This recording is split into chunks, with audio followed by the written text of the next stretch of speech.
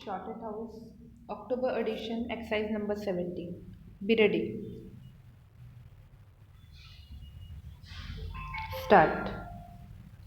Sir, the very basis of the bill has also been questioned, that is, whether the restructuring of the capital of the institutions is at all needed. It is our view that a developmental agency should be organizationally independent and its board professionalized. Having fully fed the Industrial Development Bank of India since its infancy for a decade, the Reserve Bank has placed it in a position of importance. The government have therefore taken the view that the time has arrived to elevate status of the development bank to that of the principal financial institution. Just as the Reserve Bank is the central bank of the country, the Life Insurance Corporation of India is the principal investment institution.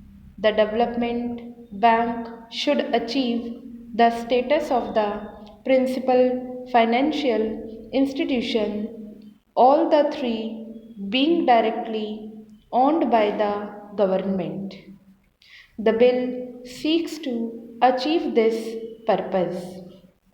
Further, the board of the principal financial institution should reflect the various impulses of different states of India, particularly those who are industrially backward.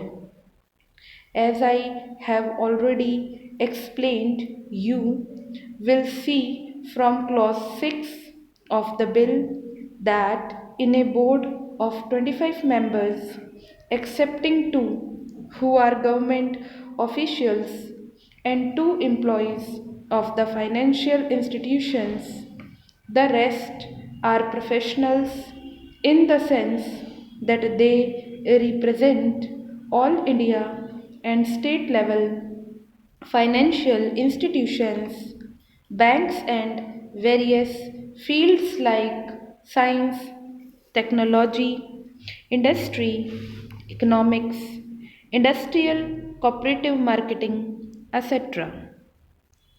The Reserve Bank, as the central bank of the country, will be represented at the level of a deputy governor on the board and on the executive committee of the development bank. The Reserve Bank is therefore in a position to continue to make its positive contribution to the operations of the development bank and through it to all the other financial institutions. It has also been argued that after the restructuring of the development bank, neither the volume of credit to industry will increase, nor will the cost of credit decrease, and thus there is no economic rationals for the bill. In any event, the mobilization of resources and their channeling will be done in close coordination with the Reserve Bank of India. Having elevated the status of the IDBI and made it statutorily responsible for the coordination, the Development Bank and the other financial institutions will work with greater cohesion, and to that extent there will be better development of resources all round. A point has also been raised that with the transfer of the shareholding of the Industrial Development Bank of India from the Reserve Bank to the government, large industrial group would have easier access to institutional finance than before. In the second note of dissent by my honorable friends, a similar point has been made that the credit policies to be followed by the institutions have not been defined. The policy of financing industry, including small scale industry, cooperatives, etc., and the large industrial groups is determined. It is perhaps not very material whether the Industrial Development Bank of India is directly owned by government or owned through the Reserve Bank. Parliament has therefore the opportunity to oversee the policy being followed by the Development Bank and the other institutions in financing industry in general and the larger industrial groups in particular. The Honourable Member has, in their minute of dissent, referred to the position that the employees' representatives will not be selected on the board but will be selected in a manner prescribed by the government. They have referred to the practice prevailing in regard to the appointment of directors on the boards of the nationalized banks.